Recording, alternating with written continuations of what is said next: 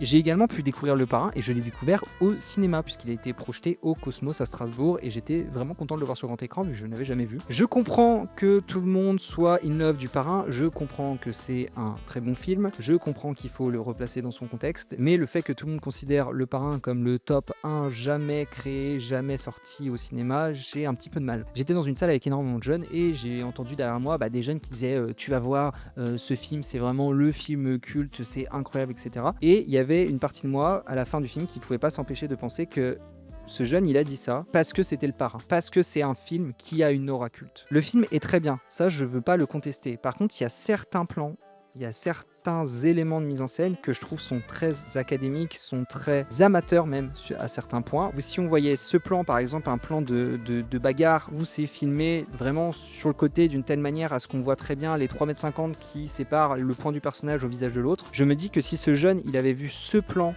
dans un court-métrage produit par n'importe qui, il aurait pas pu s'empêcher de faire une remarque dessus. Mais que là, il l'excuse parce que c'est Le Parrain, parce que c'est Francis Ford Coppola. Et je sais qu'il faut le remplacer dans son contexte et qu'à l'époque, c'était vraiment révolutionnaire. Mais le truc, c'est que un jeune qui découvre ça aujourd'hui, il peut pas dissocier son ressenti de l'œuvre qu'il est en train de regarder de l'histoire et de la place de ce film dans l'histoire du cinéma. C'est pas parce qu'un film est important pour l'histoire du cinéma et qu'il est intéressant à regarder pour analyse, pour l'étudier, que c'est forcément un film qu'on va aimer et qu'on va adorer. C'est deux choses qui sont totalement décorrélées, mais j'ai l'impression que ce côté aura de grands films, de films cultes, vont permettre d'accepter beaucoup de choses qu'on n'aime pas forcément d'habitude voir dans les films d'aujourd'hui. Oui, on peut dire que ça m'énerve. J'ai l'impression que les gens se font manipuler par l'aura d'un film plus que par ce qu'ils ressentent vraiment par rapport à son œuvre. Et ça m'énerve.